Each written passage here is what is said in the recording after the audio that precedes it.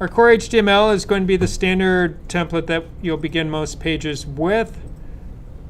You'll add in content as necessary and won't use Latin filler text when you're working on your pages proper. But when we're trying to get a core starting point so we can figure out how the page is going to work, it's not unusual to work out some of the logistics with placeholder content.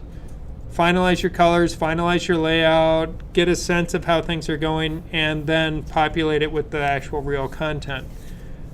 It can be faster to work that way sometimes. So from there, we're now trying to, that will display as this page here with the CSS attached to it. And if we ditch the CSS that's doing anything pretty to it, we can see there's our core page. We have an image, a headline, some links, paragraph, and another paragraph at the bottom. So the challenge is going to be figuring out how do we start laying out the page. Now with this, we'll take a look at the master CSS file here. Inside the master CSS, it's doing some basic things. It does generic wildcard reset on margin and padding, so it sets those to 0. Anytime you're trying to do your own page layout, always set the margin and padding to 0 for everything. Now you could spell it out where you could say HTML, body, header, nav, main, footer, UI, and just go through the list of every tag you think you would ever use on your page. The shorthand version that says everything is using the wildcard representation of the star symbol. So it's useful to set that up.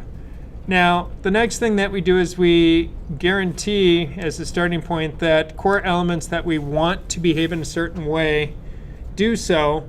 So we set on body, header, nav, main, footer, UL, LI, image, display block, box sizing, border, box. The box sizing is really the more important feature that we're operating with there. Display block is useful because it helps to ensure that we have an even starting point for our page, and then we can reset that display property at a future point if we want to change it later on in our CSS.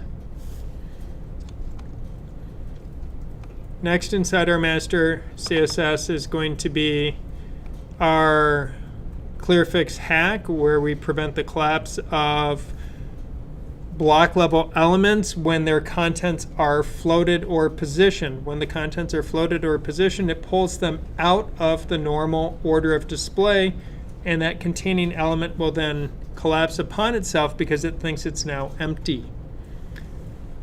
That is the basic Clearfix hack. Google CSS Clearfix if you want to read about the nitty-gritty implementations of that and see how it's been implemented over the last 10 years. So it's been around for a while in a number of different forms. And with the advent of CSS Flexbox and CSS Grid, if we use those techniques, we can actually do away with having to worry about Clearfix. But Grid is not 100% supported yet, and Flexbox comes with its own set of complications. So knowing the Clearfix hack can be useful. Next, we'll just do some generic styling to the HTML, set its height to 100, give it a basic background color, and set my default text to sans serif. And that's purely out of preference. There's no reason that a page would have to be sans serif as your default, but that's my preference. So that's what we get to do. And for the body, this doesn't really have to be inside our master CSS. This could very often or possibly should be in our base CSS for the page, where we set the width of the document, giving it a min and a max, set its background color, basic margins, and that shouldn't be there anymore. I forgot to take that out. That was during development. I left a border statement in. So that sets the master CSS and gets that all set up. Now if we wander over into our browser and look at the page. Oh, that's right. The master CSS doesn't have any more color than gray and white, therefore we see those colors. So here's the master. It's set the width on it. It's got our page all set and ready to go. And we can see how it's a little bit different. And if I don't have it at all, we can see how the image now is away from the edge of the top and left margin. Our headline is now further down. I have serif type. My links have bullets on them, and everything is spaced out and ugly.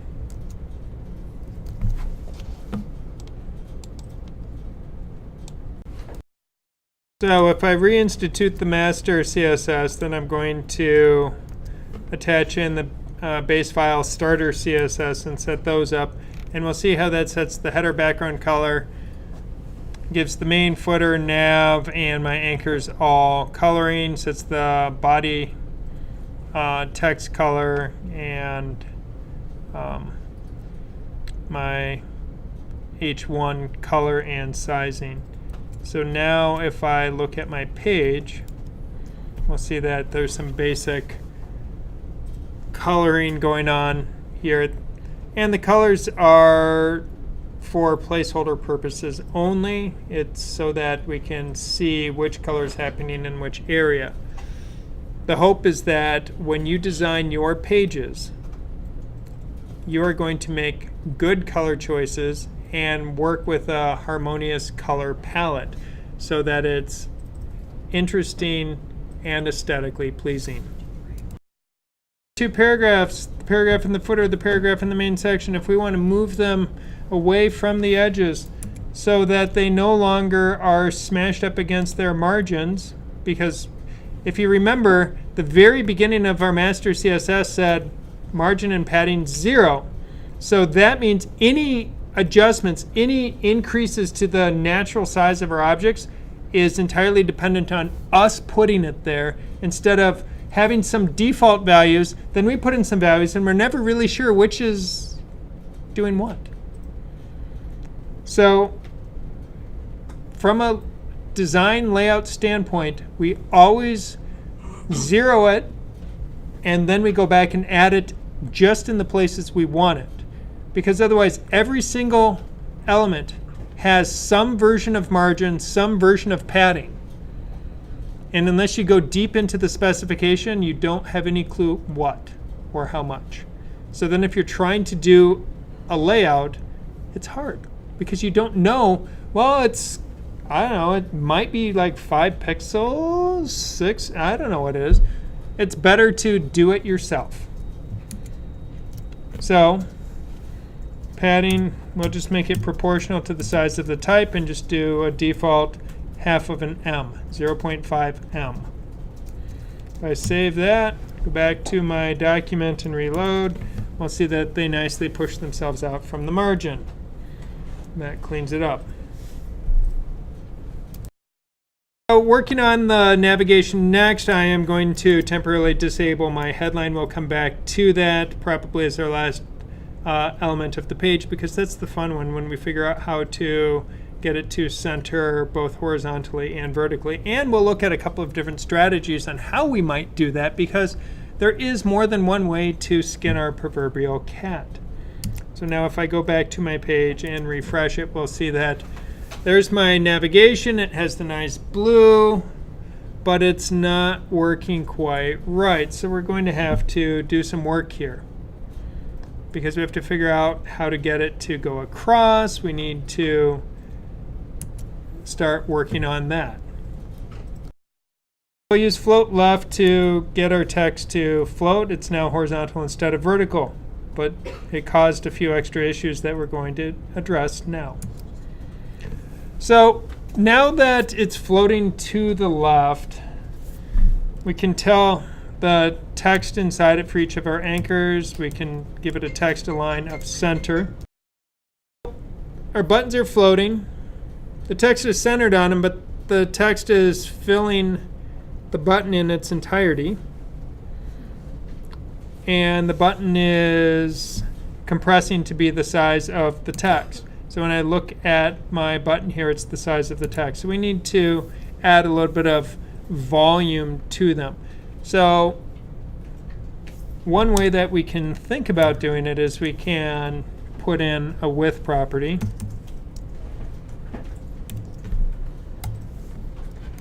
And let's see what happens.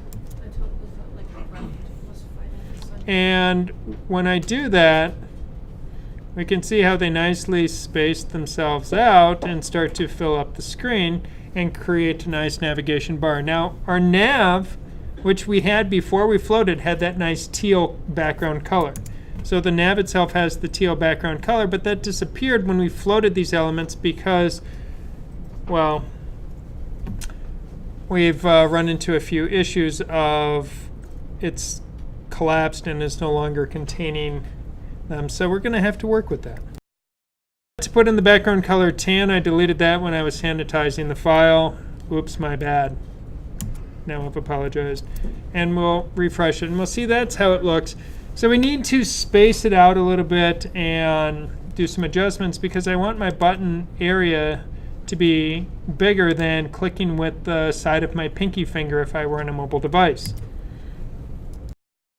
To the reference document tonight on inline versus block, the final note there, adding display block to our nav anchor tags will make the hit area the size of the containing list item tag. Otherwise, the hit area is just the text itself. So on small screens, that really sucks, or even on our big screen, we can see that it sucks. So we want it to get bigger. So to make it bigger so that we can do that, display block to our anchor tag. So if I go back into Atom and I look at my anchor tag here, this is where we can add in a value of display block. And then when I go back to my page, now I will see that my link is occupying the full space. So now things are starting to work. We're getting some good stuff here. Navigation so that it properly centers itself so I don't have this ugliness of empty space over there. I need to work with it here.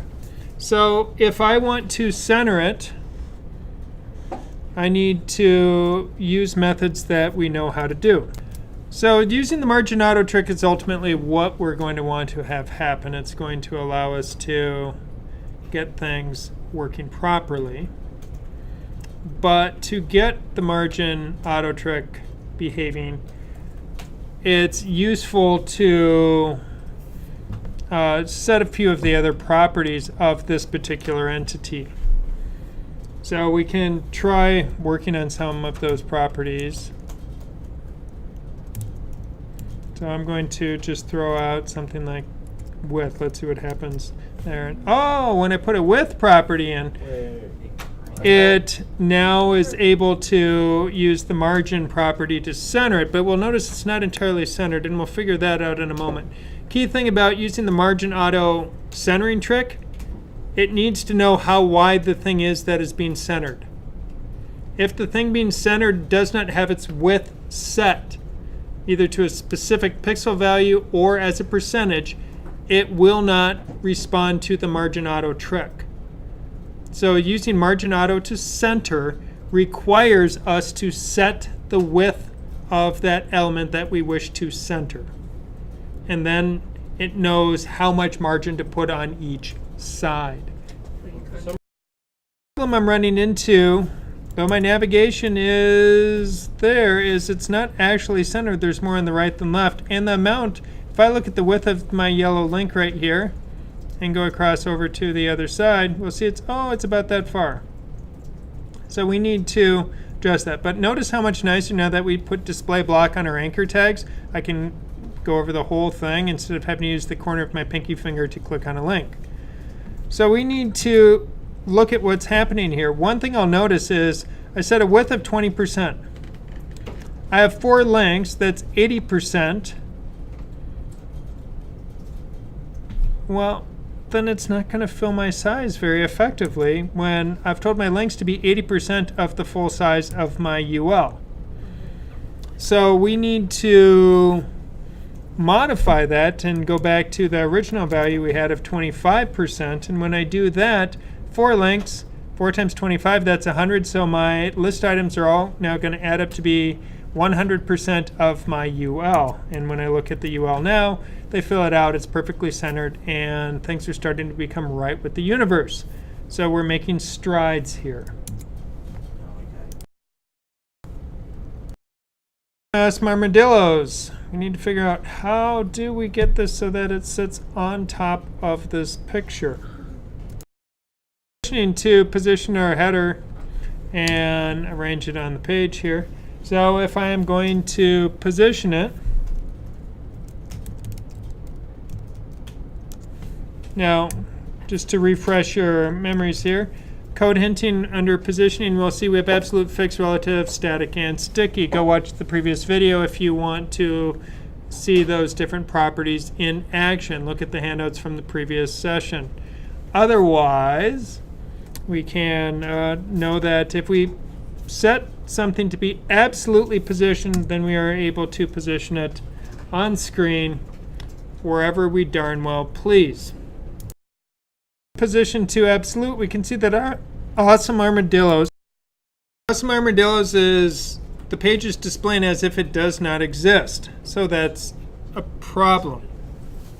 So I need to position it somewhere and figure out where I want to put it on screen. So when we go and position it, we can set our position either top and left or right and bottom. So those are the options we can use, because if we do top or bottom, it's left or right, because you can't set a left and right property. You can't set a top and bottom property. You have to choose. You must make a decision. So in this case, if I go with my top, and if I want to put its top in the middle of that, its parent, I'll just say 50%. And now let's see where it lands. And when I do that, we can see it's landing 50% in, it's 50% of the last item that has been positioned, or it's whatever parent object has been positioned. By default, when a web page loads, the only element that has any position applied to it is the HTML tag, our entire browser window. If we notice, I said set the top at 50%. The top is now at 50% of the entire window. So that's a problem. We want it to be 50% of the header. The parent object of my H1 is header. So that means we want to apply a positioning value to the header. And the position value we will put on the header is going to be relative. Now the nice part about choosing relative is if we set the position property to relative, it just behaves normal. It doesn't do anything fancy, but it now has a position property, and because of that, then we're able to position our text within that element. So now we're getting closer. So one thing that I'm going to put in here is I'll just do text align center. Now, if I save this and refresh the page, nothing happened. And the reason that nothing happened is because we now position this absolutely. Now, if I get rid of that positioning information temporarily, we'll see that the text now centers itself, but it's not landing where we want it to be vertically within the space, so that's problematic. So we need to figure out how to accomplish our text align center, but we want our object to be positioned. So what I'm going to add in here, I said my top at 50%. I'm going to say left at 50% as well. It's, well, not 590. That's not going to work terribly well. But 50%. Let's see where that lands it. And we'll see that within my header, which goes to the bottom of my links to the top of the gray box up here, the corner of defining this text will be right about here, and that does appear to be dead center. So we're getting close, but if I want it center-centered, 25%.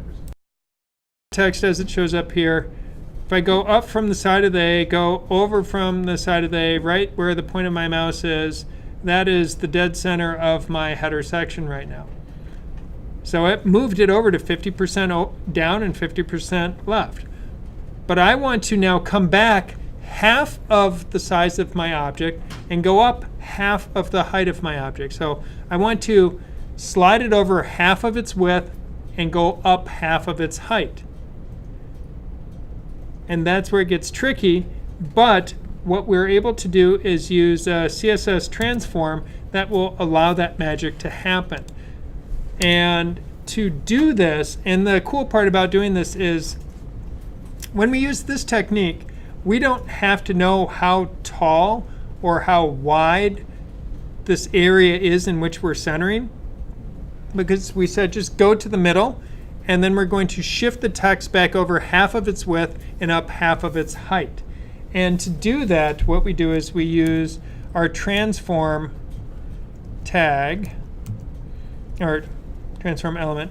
And with this, we are going to, well, if you look through here, you may see there's a lot of really cool things we can do when we transform, because we can rotate, we can add in scale and perspective and skew, and, well, we're going to choose translate. Now, we're not doing a 3D transformation right now. That's beyond the scope of what we're trying to do. But what we are doing is we're translating on the x-axis and we're translating on the y-axis. Now, we can, if I were to say, okay, let's just translate on the x-axis right here, and I put in a value of 50%, I'm saying I want to move this object 50% of its width, because x-axis is the horizontal, so that corresponds to width. Y-axis corresponds to the height of an object. So if I say 50%, I'll save this, and now let's go back to our document and see the magic happen. Whoop. Sorry, my bad. Not 50%, negative 50, because I'm trying to go back. Yeah, so that live coding, it doesn't always work pretty. And boom, there it is. It's now moved over half of its width, so it's now perfectly centered on the screen. Now, if I want to shift it up half of its height so it moves up a little bit too, then I could do the same kind of thing with it. So then I could do transform and go translate y and negative 50%. And if we look at this, we'll see, oh, shoot, that didn't work. And the reason that it didn't work is we're only allowed to say transform one time. Now if I go back into my transform options, we'll see that there was translate, which is move, X, Y, Z, but I also just have translate. And if I just choose translate, then I can put in two values. I can say negative 50%, that corresponds to my X value. And then I'll say negative 50% again. That corresponds to my Y value. So now I'm shifting it left, shifting it up. And once I do that, I will see that my text is now perfectly centered. And it's on top of my picture, which is super cool. So adding back in height of 200 pixels to our header, I can see it pushes the header down, but the navigation has collapsed because the navigation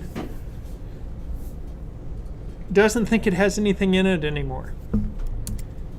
If I go to the navigation contains my UL, which contains these 4 LIs. Those 4 LIs are told to float, therefore they are effectively invisible. So because they are an invisible element, we can no longer see them occurring in our item. So we need to add them, tell our navigation we want it to, I don't know, have some size. So my navigation, by default, it's a block level element, and I defined it as such in my master CSS.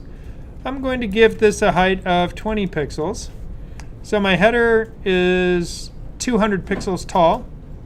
My image that I'm loading is 180 pixels tall, and my nav is going to be 20 pixels tall. So now when I save this out and go back over here and refresh my page, we'll see that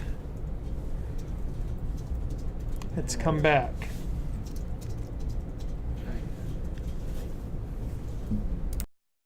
I pointed out that there's an annoying 2-pixel gap here that makes people unhappy because it ruins the beauty of the overall layout. So this little 2-pixel or so gap here at the bottom is something that we need to address, and we are able to do that if we look through and realize that we've set the navigation to a height of 20. Now I could go through in my list item here and I could try that and say a height of 20 pixels as well, and let's see if that fixes it, and I refresh the page and nothing. So then it makes sense because the tan color, which is allowing us to see that 2-pixel gap, is not tall enough. So what we can do is we can set the height of that, give it a height of 20 pixels so it matches its parent, go back to our page, refresh it, and we can see how it grew and now it fills. If I zoom in, there's no longer that 2-pixel gap, so the perfectionists in the room can be happy. Setting the height on our different elements is allowing us to have these elements then position themselves correctly on screen without us having to deploy Clearfix. Anytime we don't have to add something else into our HTML and we can fix the problem just by working with the CSS, that's always going to be a better solution because it's easier to maintain it down the road. Because as your site grows and you get more pages and more content, if you're adding all of your fixes by putting extra junk in your HTML, it becomes problematic to maintain the overall look and feel of your site down the road.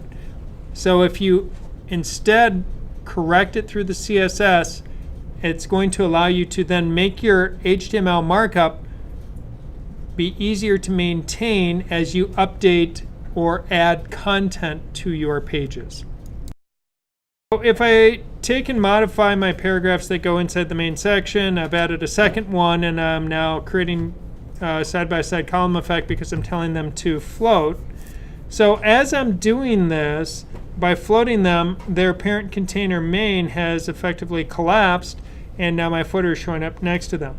Now the way that when we look at Clearfix, what is happening is it's taking on an element that we put this class onto, and after it, it's actually adding new content, and it just adds an empty string, but it tells that string it needs to clear it. Now, the reason that we have Clearfix is we can then attach that class to things, but if we know that after main we're going to have something else there, in this case the footer, we'll just put a clear both, and then when we clear it, it clears anything that was floating, and then the main is able to resize itself appropriately, or the body is showing, but main is still collapsed. So in this case, we will want to put our container in there because main had the bright green coloring. Spacing occurring between these two boxes is 20 pixels, where it's 10 pixels on the top, 10 on the bottom, 10 on the left, because this box has 10 pixels, this one has 10, so that now gives me 20. So that is where we would have to think about. If we're doing two columns, we may only want to set the left margin, not the right margin, as part of it. But if we center the whole thing within the block, which we will get to, then we will want to do it differently. Now, as we're working with this, that our main has collapsed, we can go class Clearfix and add that into it. And now it adds back in the Clearfix class. So now the main's green background is showing up. But we will see that the contents inside of main are not centered directly. So that's where we need to then set some width option. So I could say its width is 100% of its parent. So by doing that and refresh, we don't see anything happen because it's now set as wide as the body. The body is set to 95% or 960 to 640. So 640 up to 960, and then it just starts stretching out. And finally, then we can do a margin auto onto that. So to get our two columns to behave properly so we can see the main background occurring between them, what we have to do, you set the width on the main, give it margins of auto. We set it at 100% so it will center its contents. Then we have to go into our main paragraph. Turns out, forgot to have the box sizing for paragraph added on the master CSS originally. I would recommend you add it to yours, otherwise we've added it here, box sizing border box.